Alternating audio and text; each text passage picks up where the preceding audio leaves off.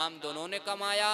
एक महाराज जो है कि बहुत बड़ा पतित हुआ, परंतु गोकर्ण पंडितो ज्ञानी धुंधकारी महाखलः। गोकर्ण जी तो महान पंडित हुए, परंतु धुंधकारी महाखलः, धुंधकारी एक नंबर का चोर हुआ। मदिरा पान करना, वेश्यावृत्ति करना, जितने भी पाप थे सब वहां पाप की उपमा दी जाए यहाँ कम है, सब प्रकार के पाप वहां करता था।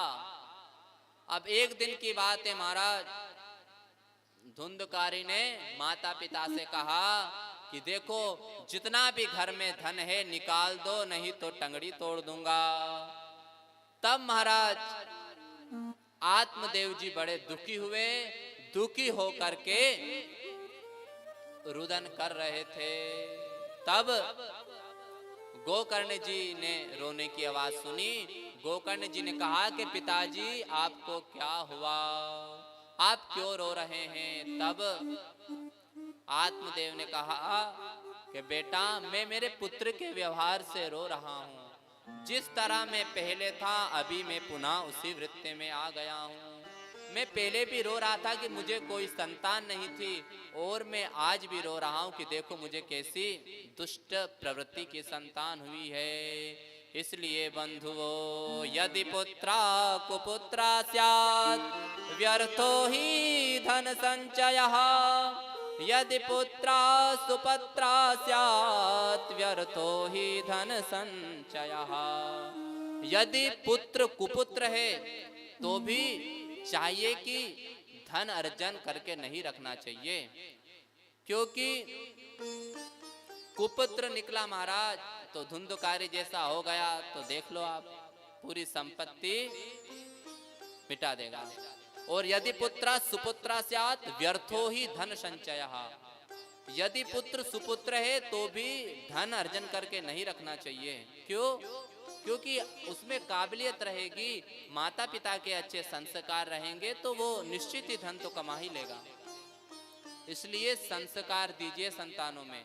संस्कार का तात्पर्य है कि माता पिता मंदिर में जाए तो संतानों को लेकर जाए, दादा दादी जाए तो बच्चे को लेकर मंदिर में जाए, क्योंकि जैसा हम करेंगे वैसा ही वह सीखेंगे।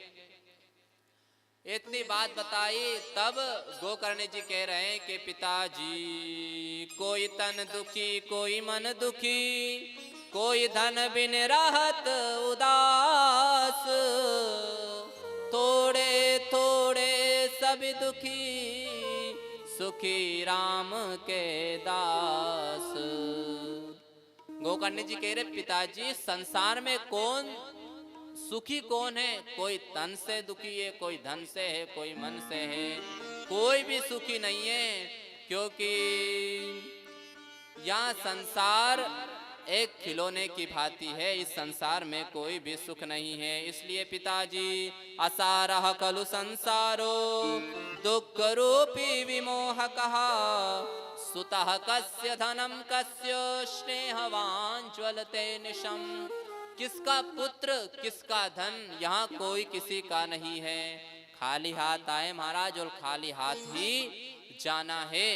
अनेक प्रकार की बात को बताए और कहा कि देखो पिताजी पुत्र का मोह आप छोड़ दीजिए, नहीं तो ज्ञानी होकर आपको नरक में जाना पड़ेगा। तब पिताजी ने कहा कि पुत्र तुम्हारी माताजी के साथ मेरा संस्कार हुआ है, विवाह संस्कार, मैं उसको कैसे भूल जाऊं? वो भी तो मेरा ही कर्म है कि मैं उनके जो है कि पालन करूं, मैं वो भी तो मेरा धर्म है। तब गोकर्ण जी महाराज गोकर्ण गीता का बहुत सुंदर उपदेश दे रहे हैं। देहेस्ति मांस रुधिरे भिमतिम त्यजत्वम, जाया सुतादिषु सदा ममतां विमुञ्च, पश्यानि जगदिदं क्षणभङ्गनिष्ठं, वैराग्य राग रसिको भव भक्तिनिष्ठः। धर्मं भजस्व सततं त्यज लोक धर्मान्, सेवस्व साधु पुरुषान् च हि काम तृष्णाम्। अन्यस्य दोष गुण चिंतन माशु मुक्त्वा, सेवा कथा रस महो नितराम पिबा त्वम। कह रहे हैं गोकर्ण जी के पिताजी, या अधम शरीर है क्षिति जल पावक गगन समीरा, पंच रचित अति अधम शरीरा। पिताजी अधम शरीर है, पृथ्वी जल अग्नि आकाश वायु से मिलकर यहाँ बना हुआ है, इसलिए पुत्र की ममता छोड़ दीजिए और भागवत धर्म का आश्रय लीजिए और सामान्य धर्म का परित्याग कीजिए। गोकर्ण जी की बात को सुनकर आत्मदेव जी को बोध हो गया, दसम स्कंद का पाठ किया और श्रीधाम वृंदावन आकर के मोक्ष प्राप्त कर लिया और अपना कल्याण कर लिया। बोलिए भक्तवत्सल भगवान की जय।